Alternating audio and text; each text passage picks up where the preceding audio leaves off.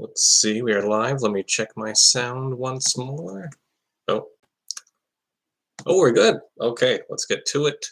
So, welcome to the episode 8. Yes, episode 8, stats breakdown and recap.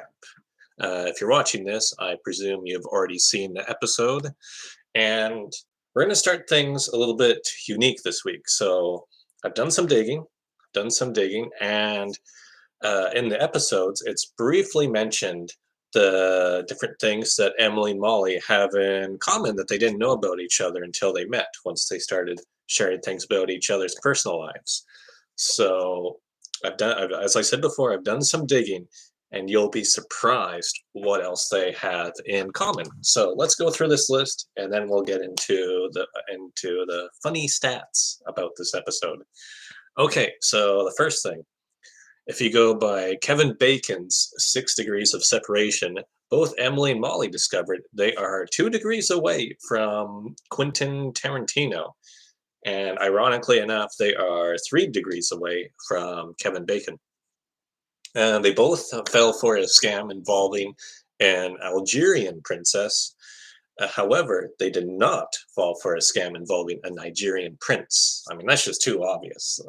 Nigerian prince scam has been around forever. Algerian princess, totally new. More people get scammed that way.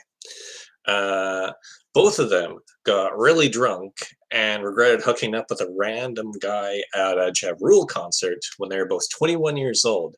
In fact, they found out it was the same Ja Rule concert where that took place. From the time they got home from the bookstore, they both read Harry Potter and the Deathly Hallows in exactly 8 hours, 42 minutes, and 47 seconds. So that's another thing they learned about each other.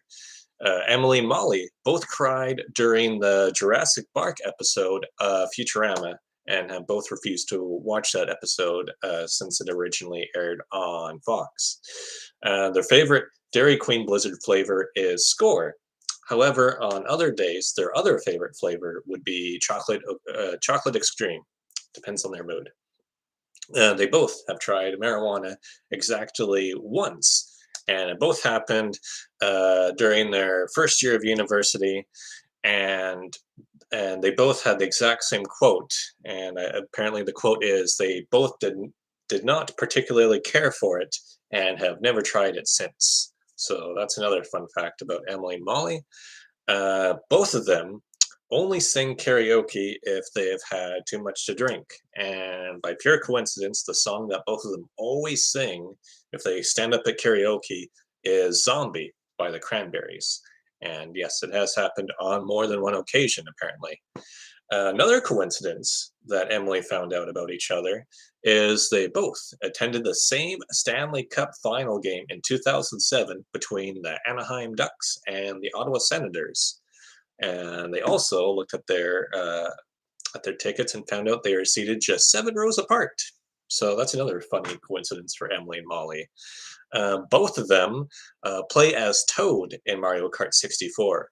However, upon the introduction of the Daisy character in Mario Kart games, they both have switched to playing as Daisy. So another coincidence there. They both had a brief crush on actor James Dean when they were both aged 15, but yet they both had a crush on Humphrey Bogart when they were age 16. They both hate the song Gangnam Style by Psy. However, they love a different viral song called What Does the Fox Say by the Norwegian group Elvis. I think they're Norwegian. And Elvis is spelled weird. Why Lvis? Come on, guys. And they both prefer Back to the Future 2 as opposed to the original. I guess it's not too crazy of a coincidence. A lot of people have that opinion. They both found out that Kelly Rowland is their favorite Destiny's Child, and for the exact same reason, because they find Beyonce Knowles to be just a little bit too much. I, Logan Saunders, however, am Beyonce always. Their longest fingernail they discovered is always their right pinky finger. However, their shortest fingernail is their left pinky finger. So the coincidences just keep on coming. And the last one, which is a bit more of a bizarre one, is when drinking a soda at a restaurant, they both will drink every soda with the straw, except for iced tea, in which they both insist to drink it without a straw. So there you go. 5 minutes of more coincidences that you didn't know that Emily and Molly have in common. Now let's get to episode 8. Teams, of course, traveled to Toulouse, France, where the roadblock was a rugby-themed task. And the reason why they had to have a rugby-themed roadblock is because Phil Kogan, the host, he's a big rugby fan, and because of the chartered restrictions with the chartered plane this season, they were unable to make it to Phil Kogan's dream destinations of Nepal and Antigua and Barbuda. So one of the stipulations in order for Phil Kogan to host this season, he said, "God damn it, I want a rugby-themed task. Otherwise, I'm going to host 10 more seasons of Tough as Nails, and I'm going to enroll in 5 additional pickleball tournaments that are put together by Stephen Colbert."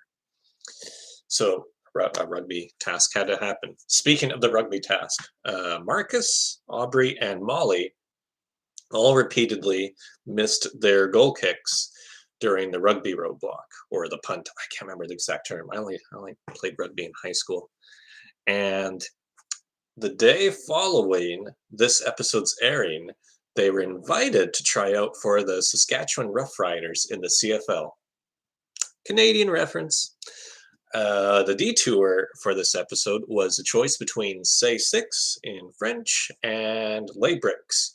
As soon as teams botched up saying the word six incorrectly during the detour explanation, production immediately hit up the woman at the end of that detour task and said, you may want to give teams a bit more leniency in their French pronunciation. They can't even say the word six. And also this season, it is the 3rd time in just 5 seasons to have consecutive legs in France. So episode 7, we talked about all the France appearances, all 14 of them. Well, this is the 3rd time in just 5 seasons where we had to have back-to-back legs in France. And furthermore, seasons 34, 33, 30, 28, 22, 16, and 1 all have had consecutive legs take place in France. That's 7 times, and 4 of which were in the past 7 seasons alone. That's a lot of France in your pants. Derek and Claire had a 7-leg gap between their leg wins. This is the longest gap in between victories since Leo and Jamal had a 9-leg gap between their leg wins in season 31. So there you go. Another crazy obscure stat for you. We got a few more. 5 consecutive legs have now featured in elimination, and that is quite the streak for it, not even including the finale leg. In fact, this is the highest number of consecutive elimination legs that we have seen since the Amazing Race 15. In other words, a long freaking time. For those of you wondering, the current record stands at 7 for the American version, and that was set in seasons 3 and 4, which coincidentally also had a proper 12-team season. And Emily and Molly also set a new record of being the easiest identical female twins to distinguish between in the Amazing Race history, thanks to Emily wearing that knee brace. This is compared to previous female identical twin teams such as Cam and Carly and Lula Lala. Many viewers have gone on record to say on Twitter, "Oh, thank God we can finally tell the difference between identical female twins on The Amazing Race. Finally." And the Brick Lane task portion of the detour was supposed to be dedicated to Chip McAllister's Uncle Lou. Sadly, that was cut from the edit due to a lack of time. And after laying down the brick road, or reading about the Brick Road task, I should say, the only person to reference the Mr. Brick Road character from Earthbound was Derek. He was the only one. No one else referenced Earthbound. Yes, and Are there any other stats? Any other stats I can think of? Oh, I guess one fun fact when the episode aired, when Lewis did the whole celebration on his knees after the successful punt, Emily was at home, likely still wearing her knee brace, saying, "Oh, come on! Now you're just rubbing in my face." And that is it. 10 minutes, 10 worthwhile minutes of a lot of stats that you didn't know about, and half of which was dedicated exclusively to Emily and Molly, who I have not talked about that much over the past 8 recap podcasts because mainly I've been talking about myself. So peace out and just chill till the next episode.